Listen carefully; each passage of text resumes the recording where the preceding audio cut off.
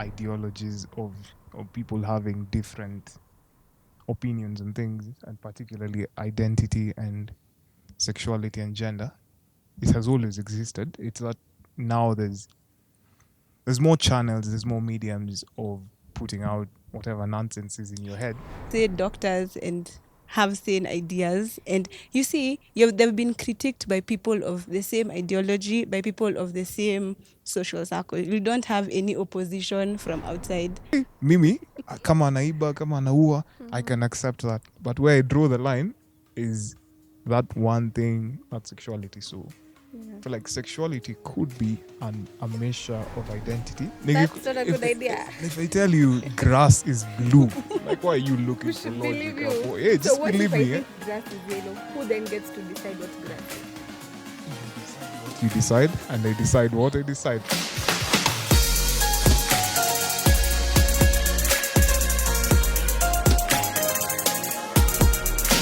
Hi, welcome back to Mavuno Young and Fearless. And I'm Pastor Jem. I've not been here in a while. I've missed you guys, I think.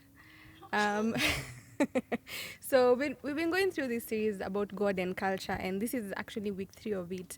And the last 2 weeks, we've had Pastor Noel take us through gender and sexuality, and we've had different people coming to give their opinion on this. I know many times church just talks at you. We tell you what you're supposed to do, and we expect that you do it, but we realize that some of these issues need us to sit together and understand where everyone is coming from. So this is week 3, and that's what we're going to be talking about. So one of the things that is really difficult in our generation is how do we resolve the relationship between God and culture, and especially for a young person who's looking for identity. I think when you're young, everything is everywhere. You don't know who you are. You don't understand half of everything that's happening to you. Your body is changing, your thoughts are everywhere. You're trying to basically figure out what life is about. And so it's really confusing when we have God on one side and the church saying something different, and then there's a culture, and then there's you in the middle trying to figure that out. So this is a conversation that we are continuing with. And basically it's, how does my belief in God play into the culture around us?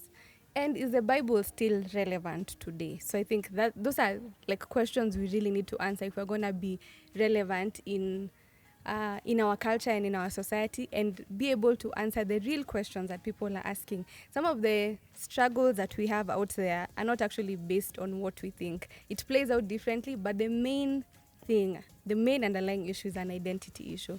So today I have two very strongly opinioned people. And I'm excited to welcome them. Do you want to introduce yourselves? And then you can say something random about you that you want people at home to know. My name is Andrew. Yeah, and I'm single, and I have a lot to see. Yeah, I'm happy to be involved. My name is Ursula, and okay, I don't have anything random, but I am who I am. I'm guessing.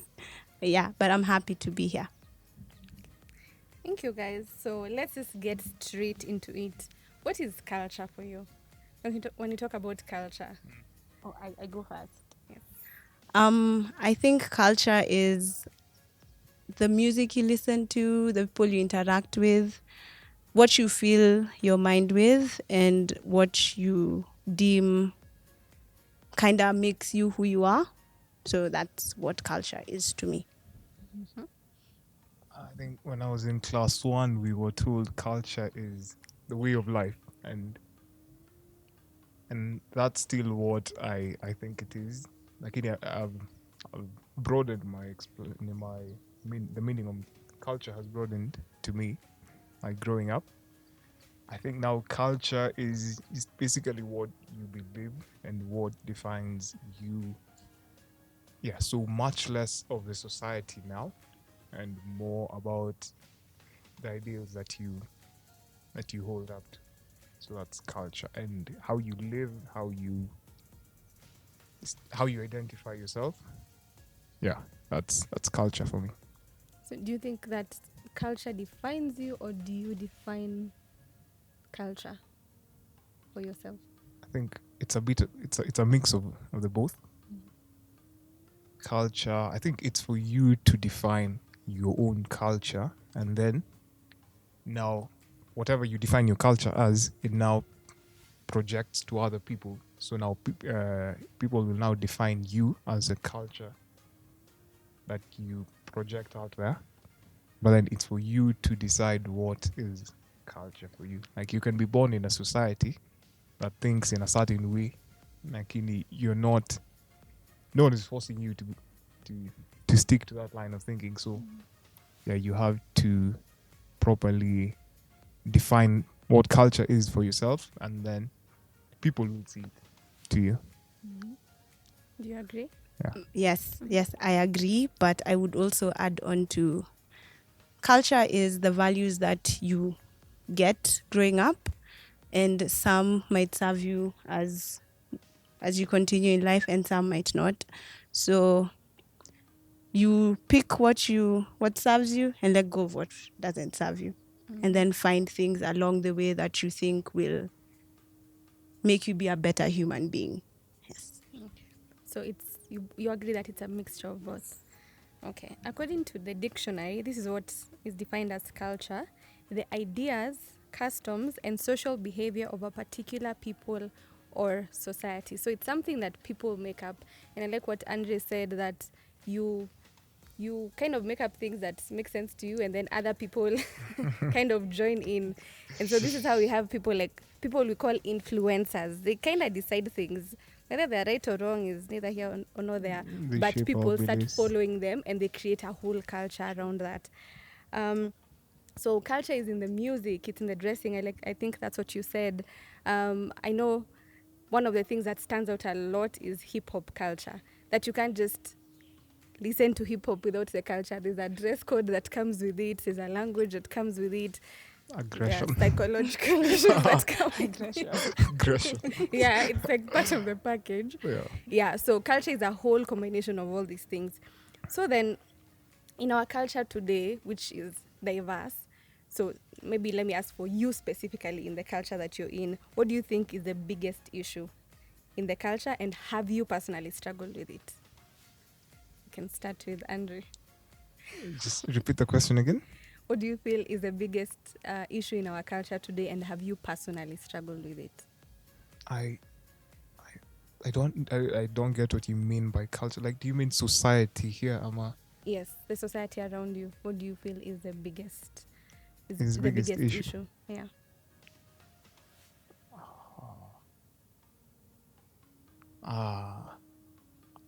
I think I can think of a lot of issues. I can think about social classes.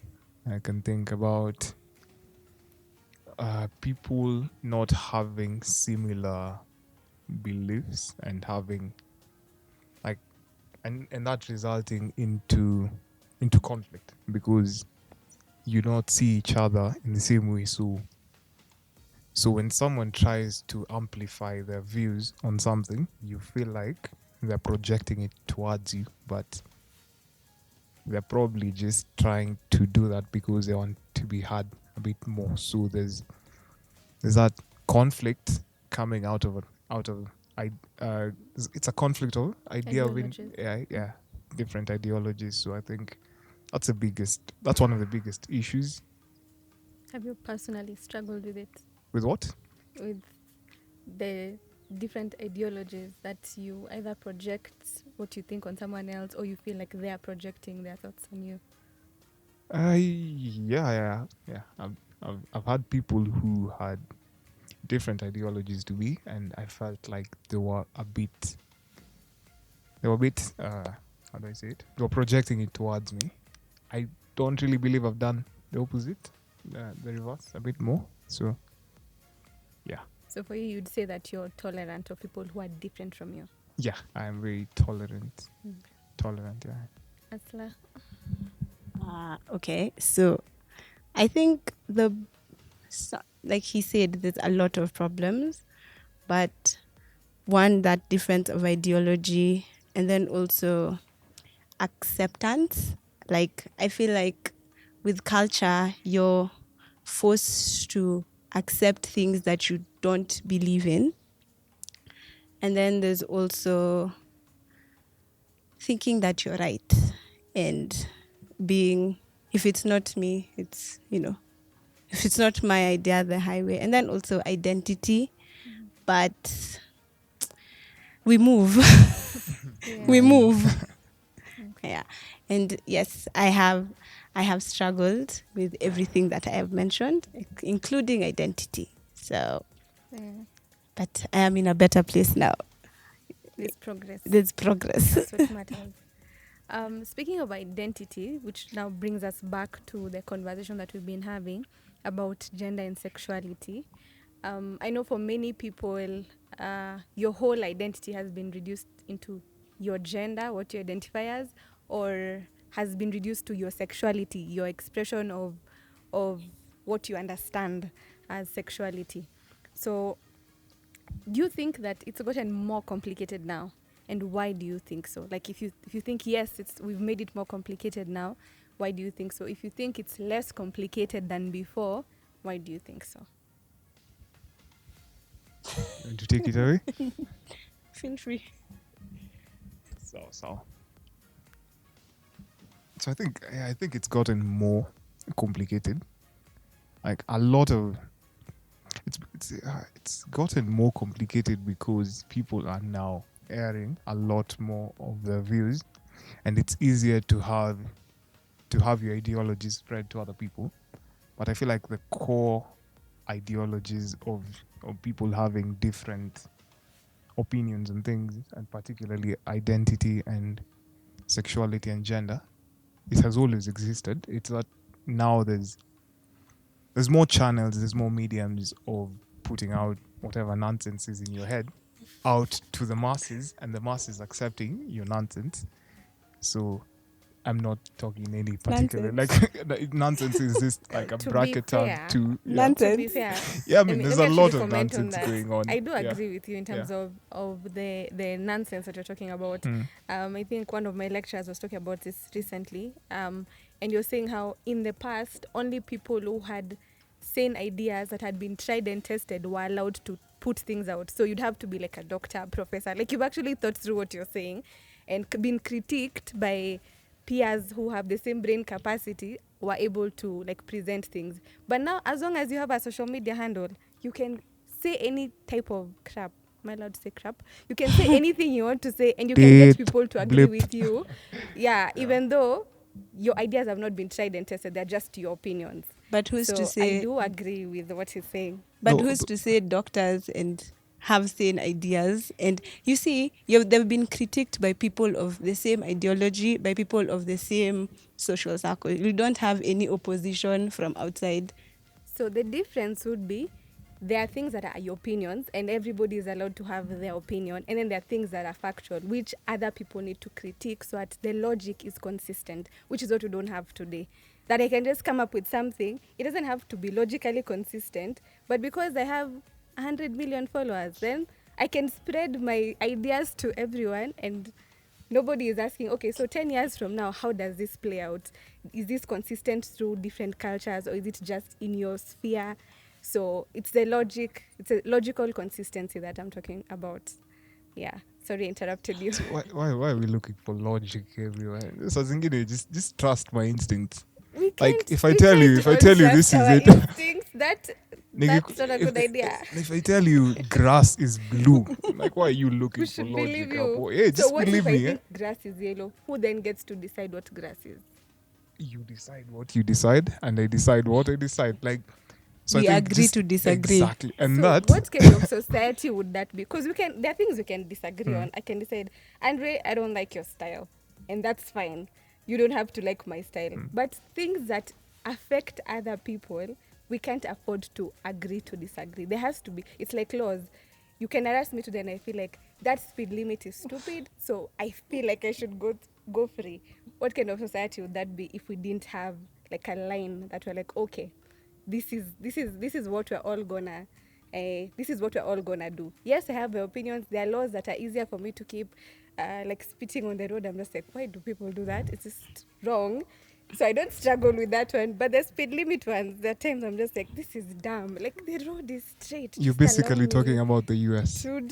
A chaotic society where you can just do But anything. who's to create that line of saying this is the limit? Who's to create it? That's exactly what I'm talking about. So it can't be based on our opinions. It has to be based on facts and a logical consistency.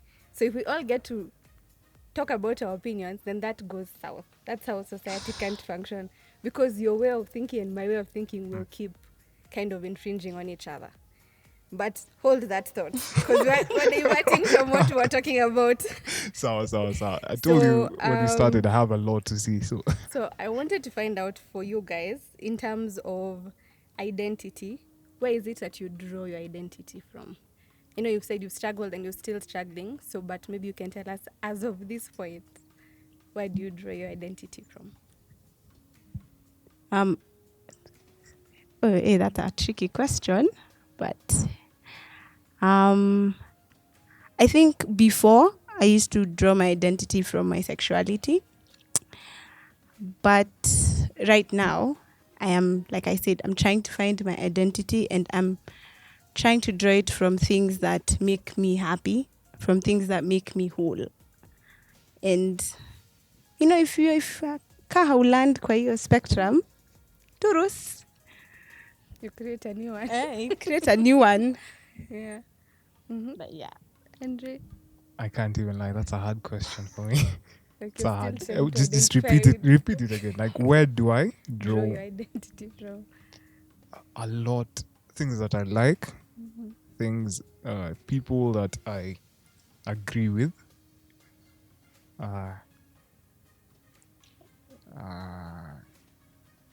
people around me, like people who I choose to accept for them to, like people whose ideologies align to mine. So in a way, I'd find myself drawing a bit of an identity from them. So I see something, and then say if it's a fashion sense, which I feel like is a fair description of your identity by some metrics. If I see something that I like from someone who's close to me or someone who I look up to, that's one place I draw it from. I'm not too big on drawing your identity from your sexuality, because if you draw it from that, that's all people will view you for. Like, I feel like straight people aren't necessarily identified with being straight. I'm Pastor Jem and I'm straight. Yeah, like Like that's the first thing I tell you when I meet you. Stembiangi, just all round. I'm like, yeah, I'm straight. This is my identity. Like, for people who are not straight, and now, I don't know if it's the identity, but us, we do make it the identity. Like, we identify them as that. It's the first thing. Like, you forget this person is a thief, this person is a murderer, this person is all of this. Like, in you're like, hey, Mimi, kama naiba, kama naua, I can accept that. But where I draw the line is that one thing, that's sexuality. So I feel like sexuality could be a measure of identity, but not for me. Yeah, I think so. So I'd say the people I surround myself with, and the art and culture that I consume. So that's where I heavily pick up my identity. Wow.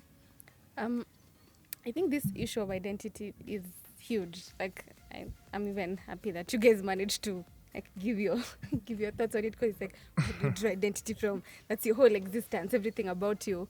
Like, it's a big question, and I think many people have struggled with that. And so it's easy to identify with what you're saying, the things around you, what makes you happy, your likes and dislikes. But do you think that it's a disservice when you put somebody in a box and we decide this is your identity? And I like what you brought up, that straight people don't walk around saying, oh, I'm straight. But somehow for the LGBTQ community, they felt that their gender or their sexuality is their whole identity. I didn't exactly say that. I did not say that. I said, for us, I feel like we box them into that. Do you feel like it's we box them, or that's how It's they a have bit of both. introduced It's a themselves? bit of both Mhm. because yeah, true. They make it a lot about nini. They make it a lot about the identity, and I think in a way rightly so, because if you're marginalized enough for a long time, you will feel the need Want to to identify exactly yourself like. and say that this is who I am, because you've been an outcast for long enough and you want to make your stance in a particular place. So if your stance is to come and say, "Hi, I'm Ursula and I identify as pansexual," that is me. So I've already put myself in a box and you can't do anything about it. So do you feel like maybe it's a disservice to themselves in the attempt to like talk about the parts of themselves that have been suppressed, that they put themselves into a box that then makes it harder for the rest of society to kind of accept them in? Sorry, what? Let me ask that again. Yeah. So in their attempt to kind of talk about this area of themselves that has been suppressed for so long, Mm. do you feel like they put themselves then in a box that society now finds it hard to accept them in? Because now I don't know anything about you beyond your sexuality, because that's what you've pushed the most. I think if they push it and they're okay with that being the identity, then that's all I know about you. I'll know you as Gem, the LGBTQRS. Yeah, so that's TQV. yeah. So Yeah. that's what I think. Like I Mm-hmm. I feel like they put themselves in a box to the word, like, so that they can avoid you putting them in a box. Like, this is who I am. This is the box I have chosen to be in. I don't want you going around guessing what, like, where do you put me? Where do you place me? Because I don't feel comfortable if you place me as a female, because I'm not. I don't feel comfortable if you place me. There are two boxes that we have, everyone has known, and even like male, female. But I feel like I'm putting myself in another box because that is what I want to identify with. And I'm also avoiding you putting me in another box. And then also, if you really want to get to know someone outside their sexuality, you can. It's just that most people choose not to, because you're like, hey, your area, I don't want to deal with it. It's not my forte, and sour. It's interesting. So, maybe to ask, do you think that then culture should define morality, or does morality define culture? Because I know, like for Andre, you talked about how your culture is based on the things you pick up. So it's not entirely that it's been put on you; it's you made a decision to do it. So do you feel like your morality is based on the culture, or do you define your culture based on the morals that you have? I think my morals should define my culture. Like wherever you draw your morals from, I think it should. Now when you're identifying your culture, now your morals should come into play because culture is a very diverse topic. It's a very diverse subject. There's so many ways of. It's a way of belief. I mean, it's a way of life. So there's many ways of life, and I feel like a lot of people have moral. I mean, other people who are not religious have a sort of moral code. Other when you're drafting up laws, it's a sort of a moral code. It's more like a guideline rather than a law. So if you have a set of guidelines that shape your ways, so if something if you're not okay with doing something, it's and because you've set yourself to not do that, it's okay, and that's what should shape your culture now. So like I know a lot of my friends who do not drink and do not engage in reckless sexual behaviors, and they're far from being Christians. I mean, they're not religious at all. So your way of life. So if you drink and you go out and you sleep around, that's your way of life. So if your moral codes do not allow you to do that, in a way it's shaping your culture. So you cannot go ahead and do things that are not in your moral code. So yeah, that's what I think. I think you need to draft up your moral codes before you come up with your culture. I'ma just along the way just cook up some things. You'll find an ideal. You'll find an ideal, and yeah, you'll just get it. I agree with him. Morals define your culture, because if it were culture defining morality, it would be chaos. Because everyone is from different realities, which means that you're from different moral backgrounds, and what is right to me is not right to you. So you should define culture with your morals. If this is what is happening right now, but my morals don't agree with it, I'm not going to take it up, because I just don't agree with it. And I agree with this, and I'm going to take it up and stand with it, because it's a decision you've made. You've not been forced into it. So stand with the decision you make. Okay. So we can all agree that your morality should define the culture and not vice versa. Okay.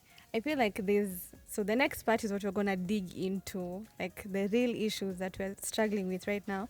But we've kind of run out of time. So I want us to read 2 passages of scripture, and then we'll continue on this, because then we're talking about what's the role of the church? What are we doing right? What are we doing wrong? What does God have to say about this? Is the Bible still relevant to our society today?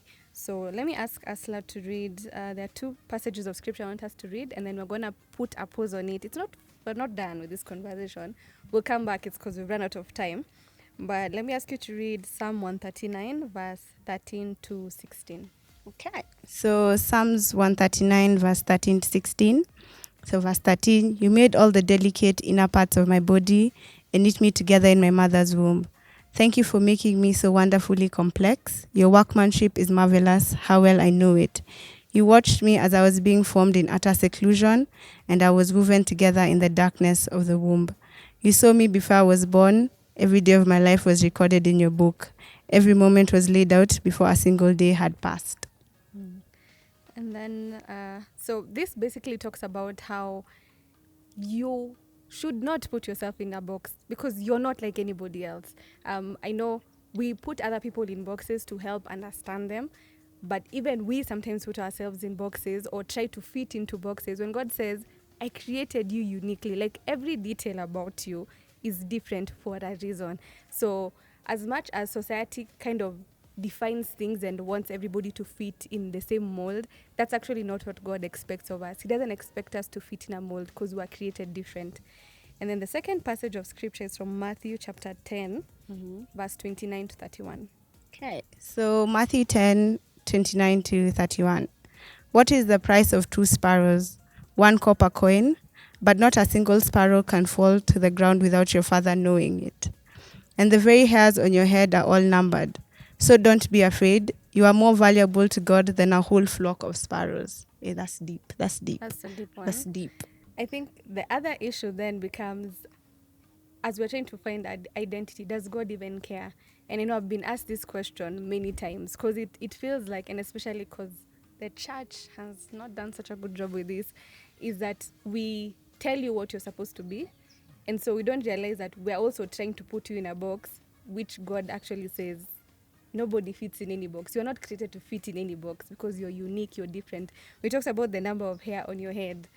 Andre, God knows the number of hair on your head. I'm pretty It's a sure lot. it's not the same as yours, and it's not the same as mine. So that tells me that he has paid specific attention to me as a person. And so if I'm looking for identity, then I can't find it in outside things that try to make me something or try to force me to fit in what they think makes sense. I need to be able to find it in the person who told me, you know what, every detail about you, imagine it's me who created that, and I didn't make a mistake. So that's just the first part to this. I think we're going to dig deeper in into this conversation in terms of the church. What are we doing right? What have we done completely wrong? And what does God actually have to say about this? So we're putting a pause here because we've run out of time. But please join us again next week for the second part. We shall continue, but cameras have to cut because of time. So God willing, we shall see you guys next week.